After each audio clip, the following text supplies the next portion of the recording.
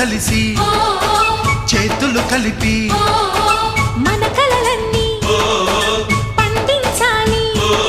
ఒక చోట పుట్టని కోడళ్ళు అయ్యారు అమ్మకే కూతుళ్ళు. త్వరలోని ముద్దుగా పుడతారు ఈ తాత పోలికల మనవళ్ళు. ఈ సంతోషాలు సరదాలే మా పండుగ.